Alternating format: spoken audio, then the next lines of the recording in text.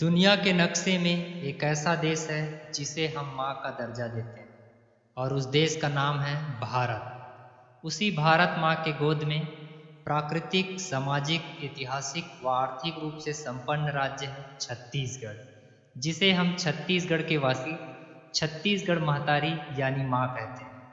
इसी छत्तीसगढ़ राज्य के दुर्ग जिले में एक गांव है, ग्राम सिरसापुर।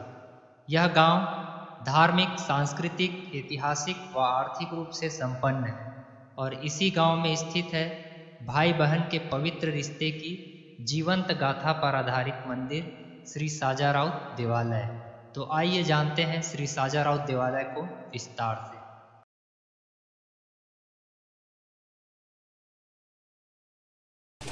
जय जोहार, जय श्री कृष्ण।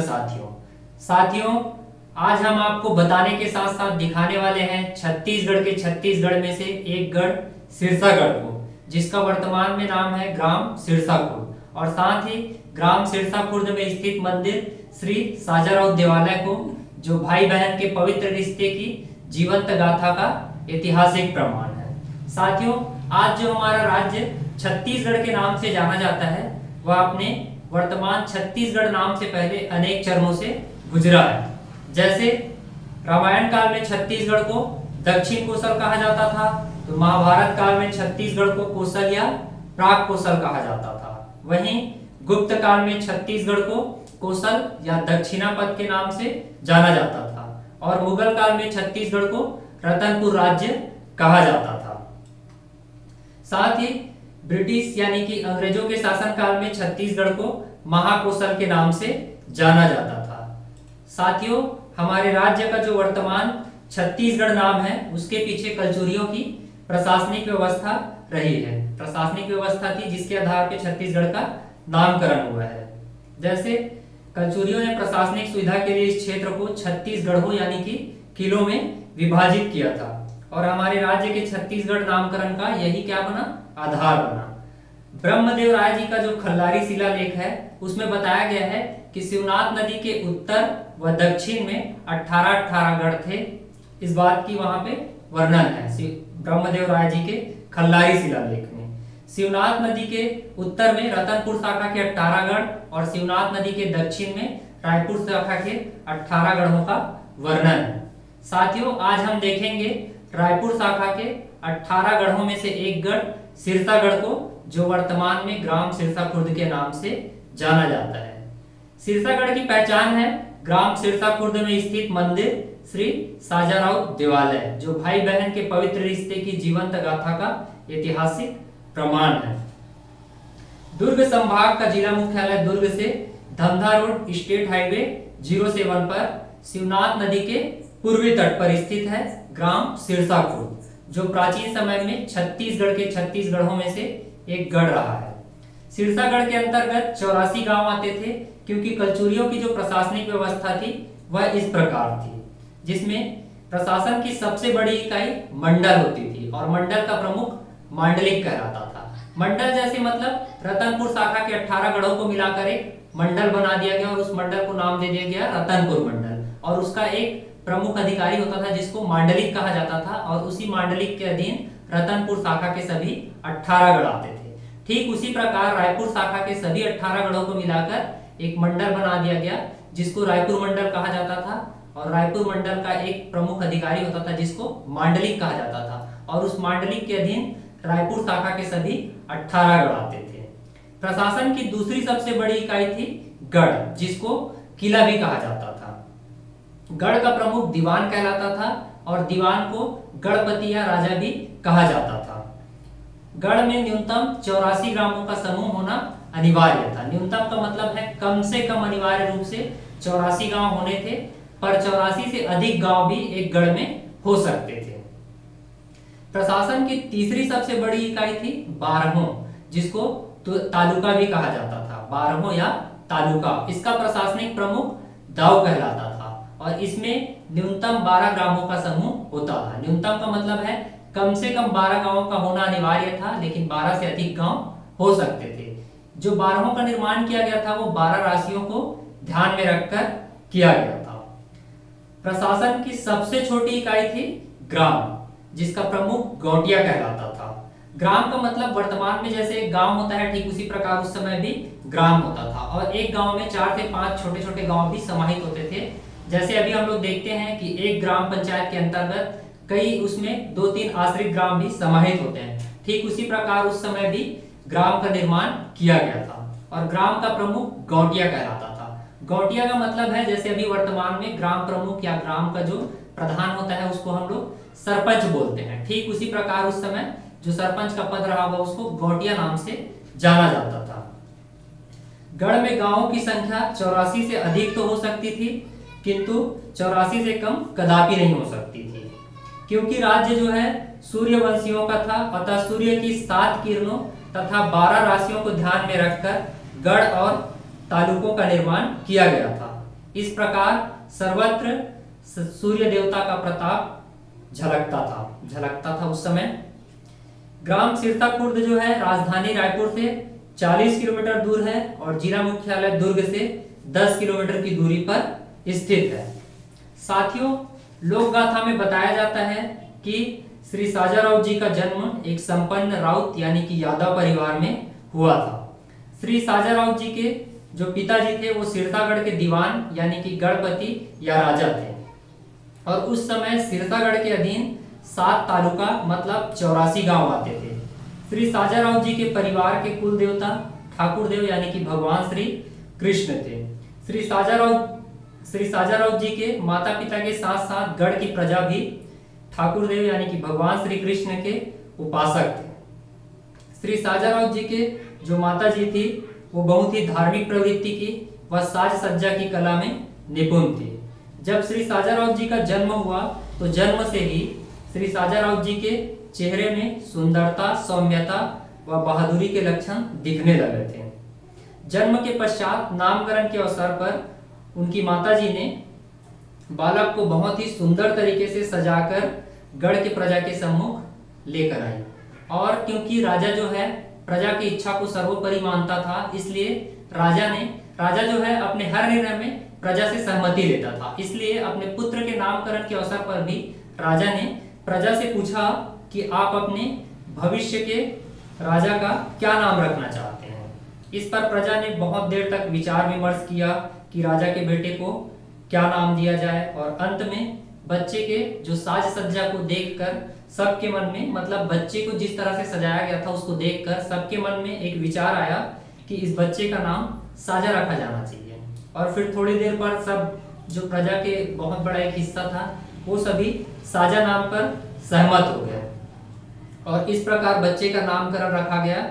बच्चे का जब नामकरण किया गया तो उसका नाम रखा गया साजा। साथ ही क्योंकि साजा जो है राउत यानी कि यादव जाति में जन्म लिए थे, इसलिए उनके नाम के साथ राउत जुड़ गया और पूरा नाम बन गया साजा राउत। तो इस प्रकार श्री साजा राउत का नामकरण श्री साजा राउत के नाम से रखा गया। जैसे जैसे श्री साजा राउत जी बड़े होते गए, उनकी सुंदरता, वीरता और कला में और भी निखार आते गया। श्री साजा राउत के अनेक कारनामों की चर्चा पूरे सिरसागढ़ में फैलने लगी। श्री साजा राउत जी को एक श्वेत अश्व मतलब सफेद घोड़ा बहुत ही प्रिय था, और बताया जाता है कि वो उस सफेद घोड़े में सवार होकर पूरे गढ़ का भ्रमण किया करते थे। और फिर जब श्री साजाराव जी युवा हुए तो युवा होने के बाद उनका विवाह संस्कार संपन्न किया गया। विवाह के कुछ समय बीतने पर ही सिरसागढ़ के राजा यानी कि श्री साजाराव जी के पिताजी का निधन हो गया। सिरसागढ़ के जो राजा थे उनके निधन के बाद श्री साजाराव जी को सिरसागढ़ का दीवान बनाया गया। दीवान का मतलब गढ़पति या राजा बनाया गया। सिरसागढ़ का राजा बनने के बाद गढ़ की रक्षा करना, गढ़ में रहने वाली प्रजा की देखभाल करना, प्रजा की सेवा करना व राजकीय कार्यों का निर्वहन करना श्री साजाराव जी का परम धर्म बन गया, और श्री साजाराव जी इस जिम्मेदारी को पूरी लगन, निष्ठा और ईमानदारी से निभा रहे थे।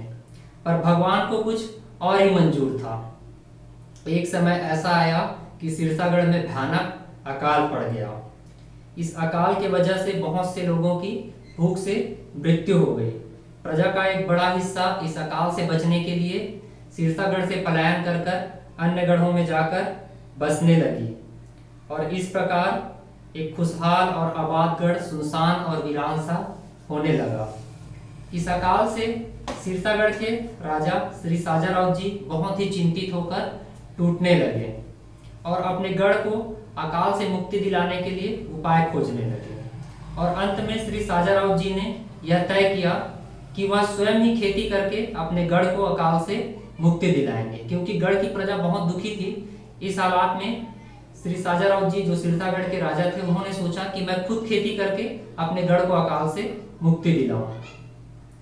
खेती शुरू करने से पहले अपने कुल देवता ठाकुर देव यानी कि भगवान श्री कृष्ण की पूजा अर्चना की और ठाकुर देव यानी कि भगवान श्री कृष्ण के समक्ष यह शपथ लिया कि जब तक अनाज नहीं उपजा लेंगे तब तक घर से दूर खेत में एक ही वस्त्र में रहकर दिन रात काम करेंगे, और जब अनाज उत्पादन हो जाएगा तभी नया वस्त्र धारण कर घर में प्रवेश करेंगे। इस तरह से उन्होंने शपथ लिया और फिर अपने गढ़ को अकाल से मुक्ति दिलाने के लिए एक ही वस्त्र में घर से दूर खेत में निवास कर दिन रात कठोर परिश्रम करने लगे। और श्री साजाराव जी के जो धर्म पत्नी थी वो रोज उनके लिए खाना लेकर आया करती थी, और इस प्रकार खेतों में काम करते समय बीतता गया।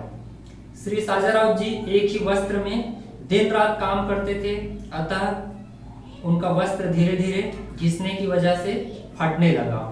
पर श्री साजाराव जी अपने शपथ पर अटल अपने गढ़ को अकाल से मुक्ति दिलाने के लिए परिश्रम में लगे रहे।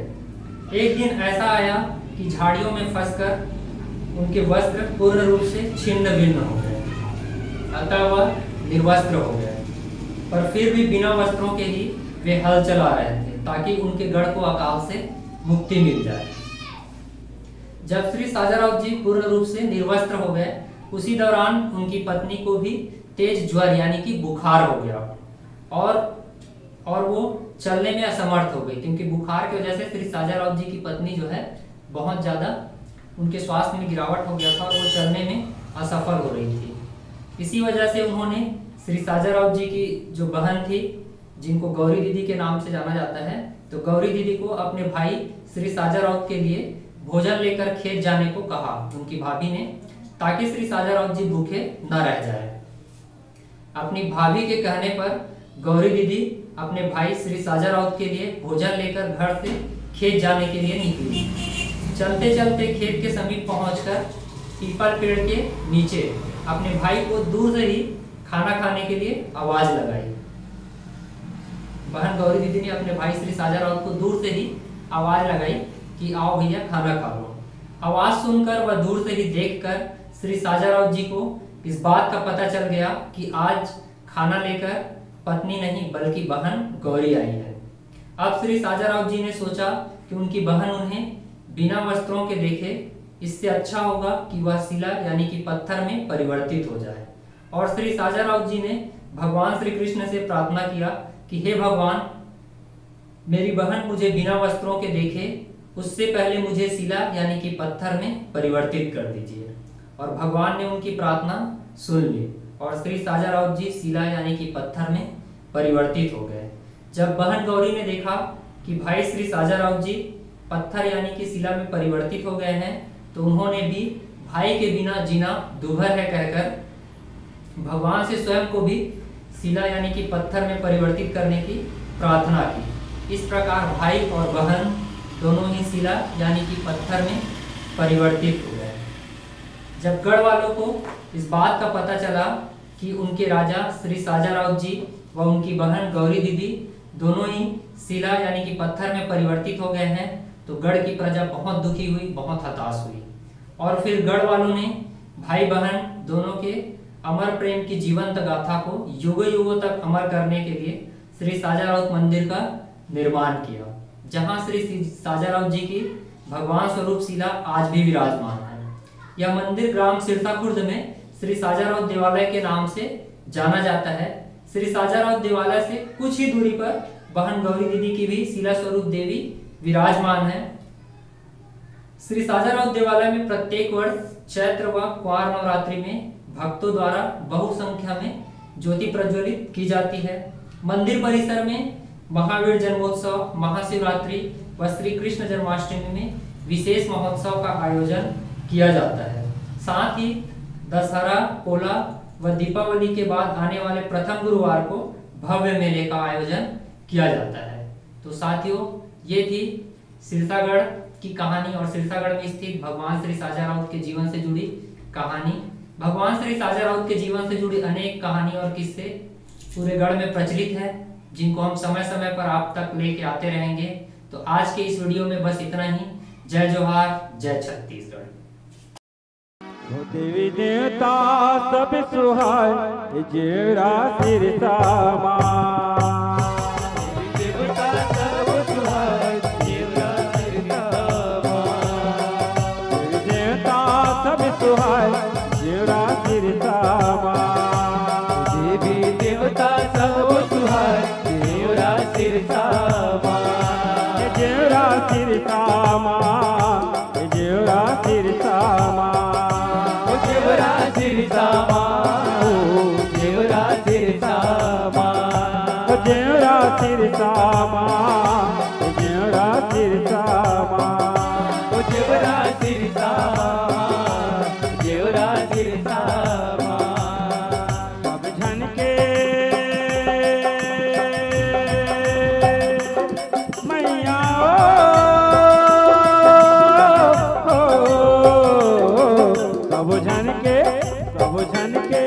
सब झनके आस पुराए जेवरा सिरसा मां।